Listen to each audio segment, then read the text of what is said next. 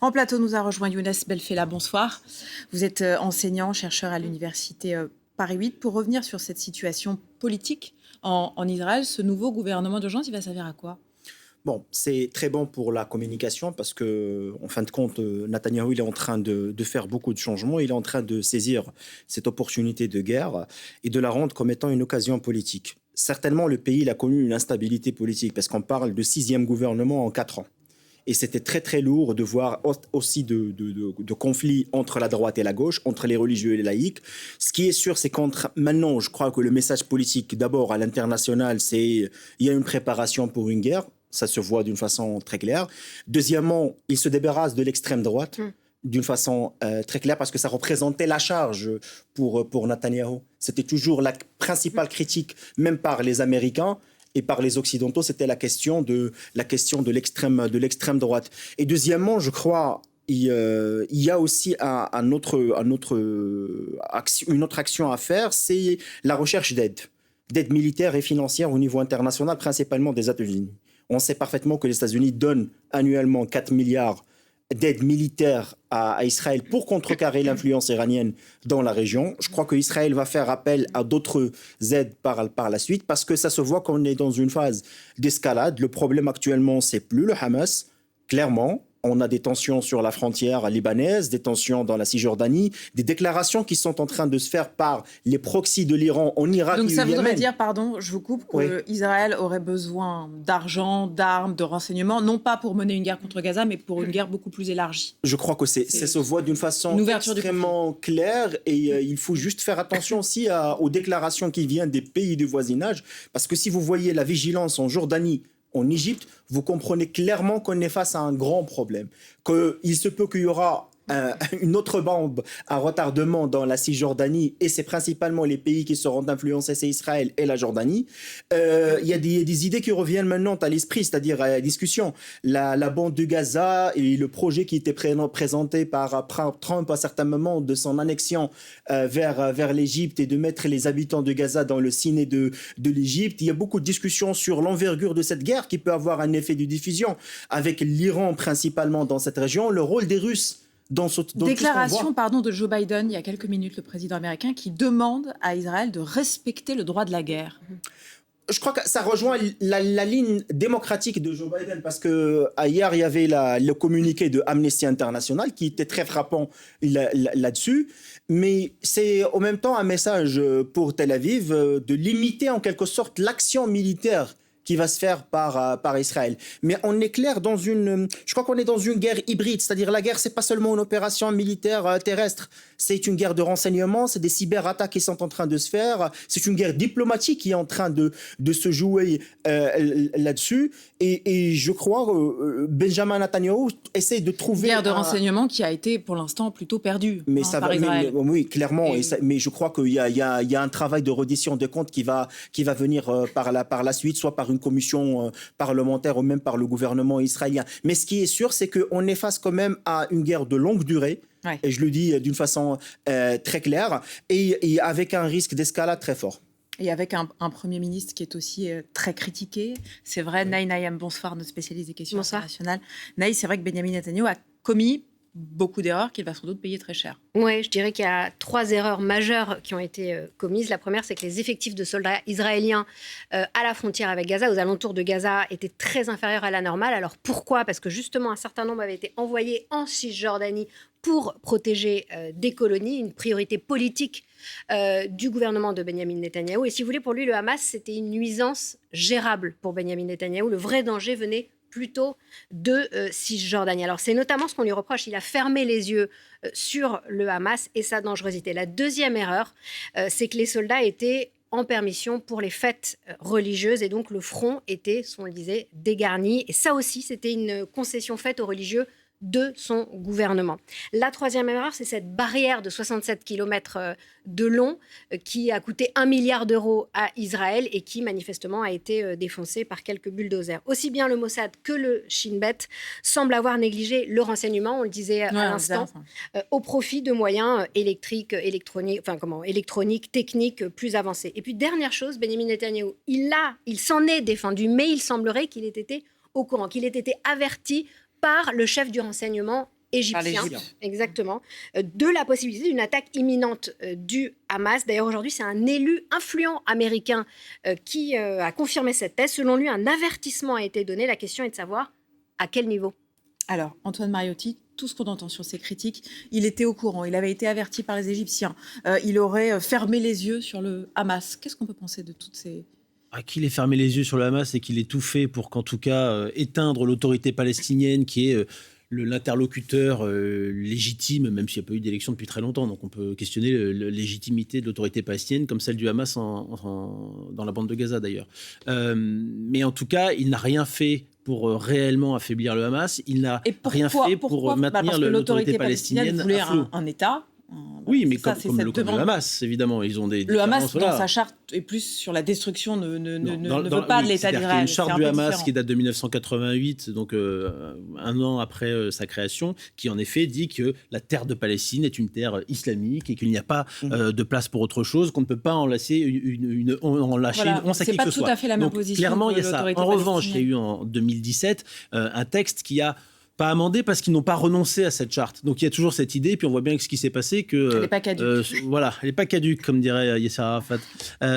Mais en disant que les frontières de 67, sous différentes conditions, y compris que tous les réfugiés de 48 reviennent, pourraient être un consensus national. Si vous voulez, c'est une sorte de micro-porte ouverte dans l'éventualité de potentielles négociations un jour pour pas complètement fermer la porte. Cela dit, Arafat et l'OLP, avant, étaient considérés comme un mouvement terroriste et ne reconnaissaient pas non plus Israël avant les accords d'Oslo, enfin quelques années avant. Donc, ce sont des étapes comme ça. Mais clairement, c'est la principale critique qu'on peut faire à Netanyahou. Et puis, surtout, moi j'ai envie de dire, il a mis depuis 15 ans la question palestinienne sous le tapis, en pensant que, en donnant un petit peu quelques millions, en laissant le Qatar donner un peu des millions pour payer quelques fonctionnaires, au courant que le Qatar donnait de l'argent, en écrasant un petit peu tout le monde, etc., en maintenant tout le monde à flot sans qu'il coule complètement, même si c'était vraiment pas loin, on allait racheter comme ça. Et sachant que il essaye de faire la paix avec différents pays arabes, mais qui pour aucun n'était en guerre avec Israël. Les Émirats, le Maroc, Bahreïn, etc. Il n'est pas en train de faire la paix avec le Liban. Vous voyez, là, il y aurait une étape à franchir. Cela dit, tout ça tombe à l'eau aujourd'hui. Tout ça ne tombe pas encore à l'eau, ça repousse pour l'Arabie Saoudite. Les États-Unis ont dit que c'était toujours extrêmement important. On voit bien que Mohamed Ben Salman a envie de se rapprocher d'Israël, ce qui n'est pas le cas de son père, qui n'est pas encore mort, mais même si Mohamed Ben Salman est quand même le leader un peu de facto de l'Arabie Saoudite.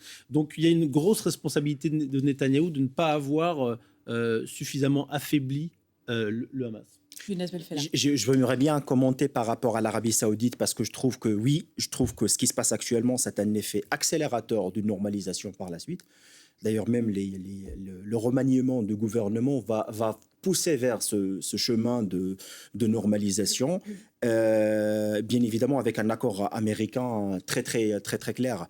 Et deuxièmement, c'est que cette question de dire oui, effectivement, le Hamas était pour Benjamin Netanyahu à certains moments un ennemi nécessaire. Voilà, pour diviser d'abord les différentes parties palestiniennes, utiliser le Hamas comme étant une menace et ce qui fait que voilà, ça fait gagner également des rapports de force en interne d'Israël et à l'étranger. Mais la question qui s'impose aujourd'hui, est-ce qu'une opération militaire israélienne va chercher à faire de la dissuasion ou bien va sanctionner le Hamas ou bien va faire chuter le régime islamiste de Hamas à la bande de Gaza? Parce que n'importe quelle opération militaire doit avoir des objectifs qui sont très clairs et déterminés, sinon ça sera un chaos militaire qui ne va jamais amener à des résultats. Moi, pour l'instant, ils ne sont pas réalistes, ceux qu'ils ont annoncé. Clairement. Ils annoncent la destruction totale du Hamas, mais ils n'ont jamais réussi et c'est illusoire. C'est illusoire et le risque, c'est qu'Israël risque de tomber dans une guerre d'usure. Exactement. C'est-à-dire une grande exploitation sur le plan militaire. Mais c'est le piège tendu. Je crois, par le Hamas, non, mais ça, c'est un coût. Parce que vous savez qu'il y a un coût économique très fort actuellement en Israël. Quand vous faites appel à des réservistes, quand vous faites appel à achats de militaires, c'est un coût. Déjà, le budget militaire et les dépenses militaires d'Israël annuellement dans la norme, c'est à peu près 23 milliards de dollars. Pour un pays comme Israël, c'est trop fort. Après, vous avez un impact sur d'autres secteurs comme le tourisme, comme l'exportation, comme actuellement les aéroports, les ports, comme le gaz d'ailleurs, parce que Israël cherche à devenir un hub énergétique dans la région. Donc, il y a un coût économique sur ce pays. Maintenant, est-ce que le peuple israélien est capable d'accepter ce jeu fait par Benjamin Netanyahu à ce moment ? Ça, c'est une grande question. Mais la réponse à cette question va être déterminée par le timing. Plus la guerre devient plus longue, plus Israël perd. Justement, le peuple israélien naît. En tout cas, quand on voit ce qui a été dit sur le Hamas, sur la négligence aussi d'une certaine façon de Benyamin Netanyahou, il y a une colère qui est en train de monter chez les familles de ces otages et des victimes de ces massacres. Oui, je vais vous montrer un extrait de l'interview d'un homme dont la sœur a été tuée. Il demande des comptes au gouvernement, à Benyamin Netanyahou directement. Il s'appelle Shirel Ogeg. Il s'est exprimé sur la chaîne israélienne Channel 14. Écoutez-le. Monsieur Netanyahou, sortez, allez voir les médias et présentez vos excuses pour le millier de personnes qui ont été assassinées dans votre prison. Vous pouvez nous raconter des histoires jusqu'à demain. Je m'occuperai de vous un par un. Les 120 membres de la Knesset. C'est un échange, vous l'avez vu, intense, un homme très en colère vis-à-vis du gouvernement israélien. Il est vraisemblablement un habitant du sud d'Israël qui ont été les communautés les plus touchées par ces attaques. Sachant que dans le sud d'Israël, il y a entre 80 et 100 000 habitants, près de 10 à 20% de cette population a été tuée, a été massacrée. Donc on peut tout à fait imaginer la rage de cet homme. Alors on l'a entendu, il s'en est pris directement à Benyamin Netanyahou. Il faut dire que samedi, le Premier ministre a mis quelques heures avant de réagir après l'attaque. Et pourtant, Benyamin Netanyahou, il a bâti son fonds de commerce sur ce profil de Monsieur Sécurité. C'était, Antoine, vous me direz, c'était son slogan de campagne. Grand credo. Il a toujours voulu s'imposer comme le Monsieur Sécurité, mais c'est un mythe qui s'écroule, et ça fait des années qu'on sait quand même que c'est un mythe. Il n'a jamais à chaque guerre à Gaza, il n'a quand même eu quelques-unes, de plus ou moins courtes. Et à chaque fois, on dit oui, on va détruire tous les tunnels du Hamas. L'autre jour, moi, j'ai un porte-parole de l'armée israélienne qui m'a dit bon, bah, probablement, il y en a qui sont aussi entrés par des tunnels. Pourtant, ils ont construit une barrière, des capteurs extrêmement précis, etc. Et on voit bien, et c'est terrible pour Netanyahou, je trouve, quand on regarde avec un peu de recul, c'est qu'à chaque guerre, à chaque fois, le Hamas est encore plus fort que la fois d'avant. Ce week-end, en un week-end, le Hamas a tiré plus de roquettes que pendant toute la guerre de 2014, ou que pendant, et qui avait duré 1 mois et 18 jours, ou que même, pour être plus récente, celle de 2021, qui avait duré une quinzaine de jours. Donc vous voyez, à chaque fois, ils sont encore plus forts, et ce qui pose question, ils arrivent aussi ils n'ont plus besoin de livraison d'Iran, parce que de toute façon, c'est tellement hermétique que c'est quasiment impossible, mais ils construisent eux-mêmes énormément. Et donc ça va être extrêmement intéressant, parce que ce mythe de Netanyahou s'effondre. Il est en train de préparer aussi l'après-gouvernement d'union, parce que là, vous avez un gouvernement d'union, d'urgence qui est en train de se monter. Le temps de la guerre. Et encore, il n'y a pas tout le monde. Il y a Benny Gantz, qui a eu en effet ses revendications, qui fait partie de l'opposition, qui est un ancien chef d'état-major et ministre de la Défense, Benny Gantz, et qui donc rejoint Netanyahou. Certes, on voit que dans le cabinet militaire, il a eu ce qu'il voulait, c'est-à-dire il y a Netanyahou, le ministre de la Défense, et lui, et c'est tout. Il n'y a pas l'extrême droite. Donc là-dessus, en effet, il pousse l'extrême droite. En revanche, j'ai une petite nuance, c'est qu'il n'a pas complètement détruit l'extrême droite. C'est-à-dire que l'extrême droite, elle est toujours là. Et quand on dit extrême droite, c'est l'extrême droite. Ce sont vraiment des suprémacistes héritiers d'un courant qui était jugé comme terroriste en Israël par les Israéliens, pas par les Palestiniens. Oui, si on fait référence à l'affaire de Rabin, par exemple. Kahan, etc. Ouais. Donc ça va être vraiment intéressant, parce qu'il sait très bien que ce gouvernement d'urgence, tout le monde le veut parce qu'on est après une attaque immense, donc tout le monde veut être ensemble, etc. Mais ça ne va pas durer longtemps. Et surtout, ce gouvernement ne va légiférer que par rapport à la guerre. Tout ce qui va être autour, et au bout d'un moment, il va falloir légiférer quand même pour gérer un pays.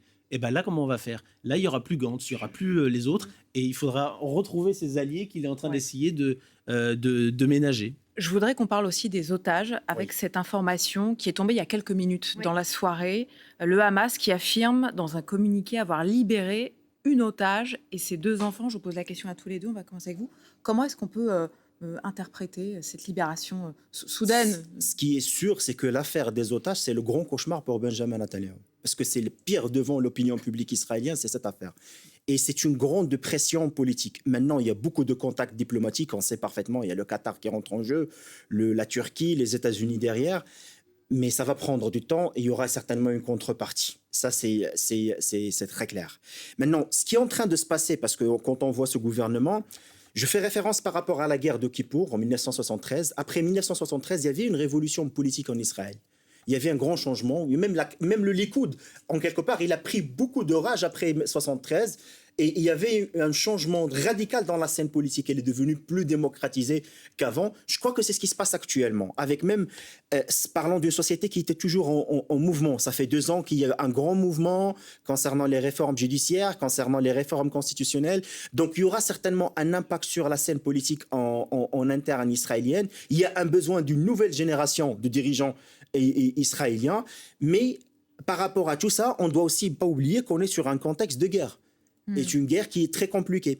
Je suis tout à fait d'accord sur l'analyse concernant le Hamas. Il y a une grande progression de Hamas depuis 2006 jusqu'à aujourd'hui, parce que tout à fait l'état-major israélien n'a pas compris que le mode opératoire du Hamas, c'est pas dans le cadre d'une guerre conventionnelle. Là, on va opérationnaliser des armes, on va amener de l'argent. Non, le Hamas, elle peut gagner des guerres actuellement juste par des drones, par des missiles et des roquettes. Et ça, c'est très différent de la façon de calculer. Même les bilans humains, c'est pas calculé par le Hamas si on compare avec Israël. C'est pas la même chose. Antoine Mariotti, juste pour terminer sur ces otages libérés ce soir. Oui, on essaie de confirmer. Il y a des images sur les réseaux sociaux, évidemment, on ne peut pas vous les montrer. À des porte-parole de l'armée israélienne, à des membres du Hamas aussi, qui pour l'instant ne répondent pas. Donc on n'a pas de confirmation. Il y a des images qui sont en effet diffusées par nos confrères d'Al Jazeera qui montrent une femme avec des enfants dans une espèce de terrain vague avec des hommes armés qui semblent s'éloigner, donc qui pourrait sembler confirmer. Maintenant, il faut rester prudent.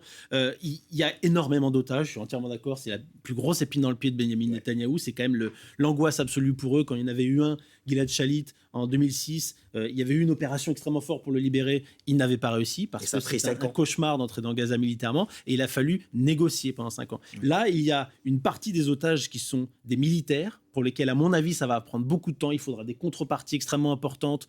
Et pour le faire accepter, ça ne pourra pas être aussi proche des attentats parce qu'il y a un traumatisme énorme. Et puis, vous avez des civils. Vous avez des survivants de l'Holocauste, vous avez des mères de famille, des enfants. On a vu des vidéos d'enfants se faire maltraiter ou secouer, enfin, qui font quand même particulièrement mal au cœur et qui sont horribles.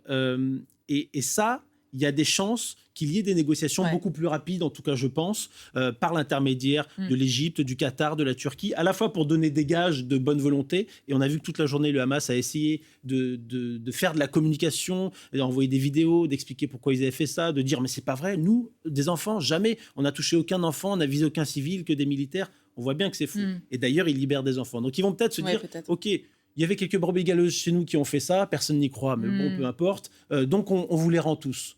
Et là, ça donnera peut-être un début de négociation via un pays tiers.